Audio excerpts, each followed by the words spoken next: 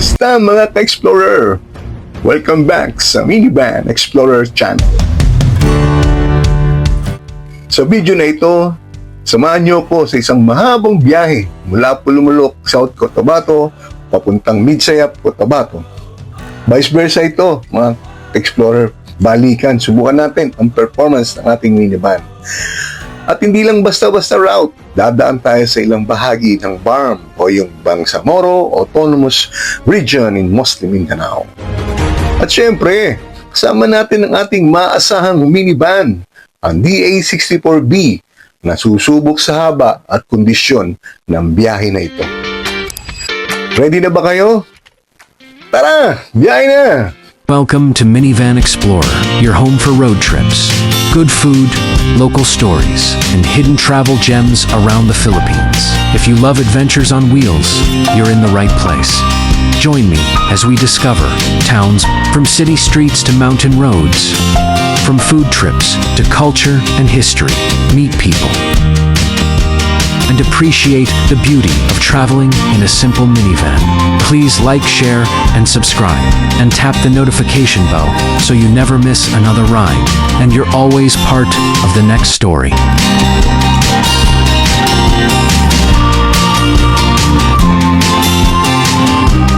Maaga tayong umalis sa Pulumulok.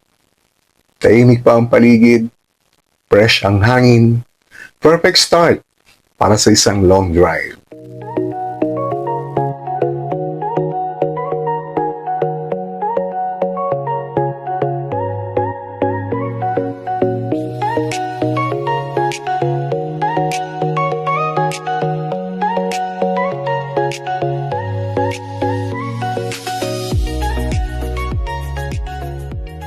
Paglabas ng Marbel, tuloy-tuloy lang ang biyahe papuntang Tacorong City, Sultan Kudarat.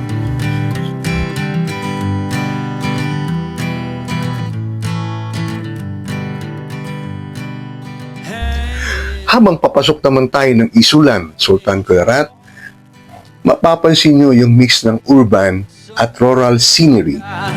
No use for it all.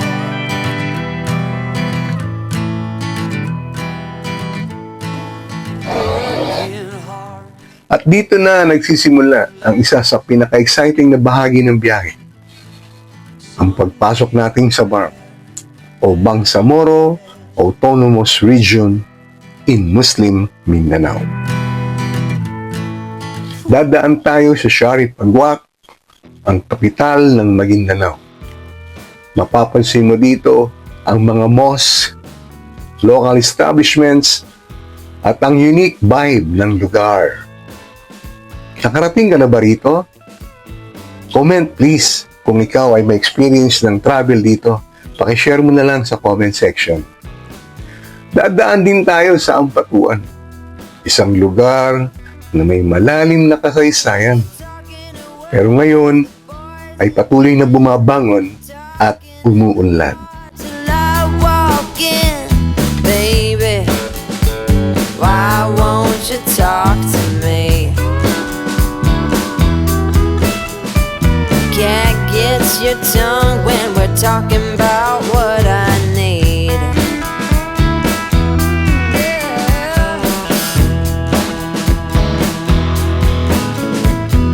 Say what you will at the hardware store. Don't get you started talking about sports, baby. Why won't you talk to me?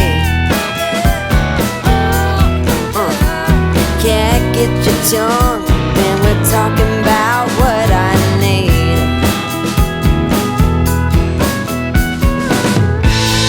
Think you're the silent type, but that ain't what I like. I need a man who knows how to speak. So talk to me.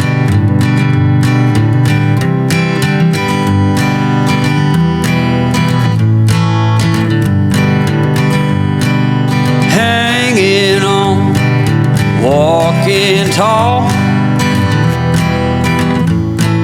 Some days I got no use for it all.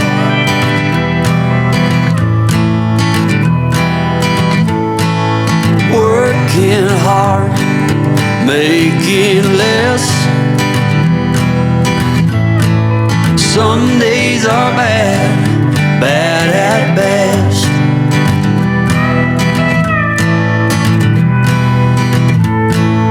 Foolish notions, foolish lies.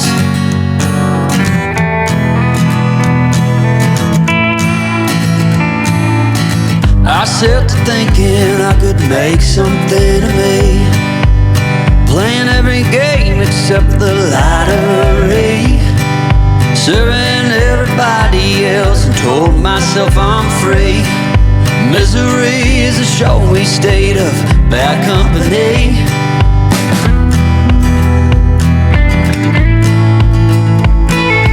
Foolish notions, foolish lies. Foolish notions, they cut me down, down to size.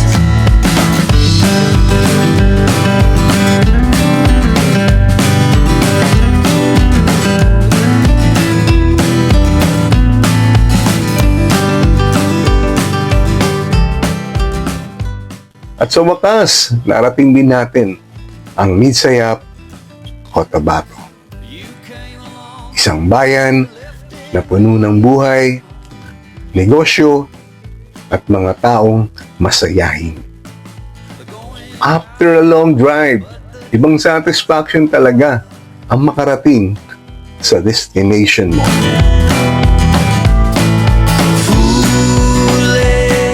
Sa buong biyahe mula Pulumulok hanggang Midsayap, masasabi ko na hindi tayo binigo ng sasakyan na ito.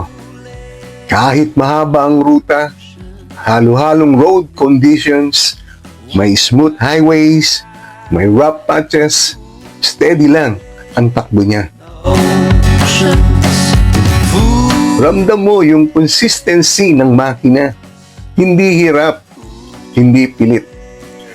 Kahit long drive, kayang-kaya niyang i-maintain ang performance. At ang pinakasolid dito, mga ka-explorer, balikan pa ang biyahe na ito. From Pulumulok to Midsayap at pabalik ulit, vice versa. Kinaya ng ating minivan ng walang aberya. Salamat sa Diyos.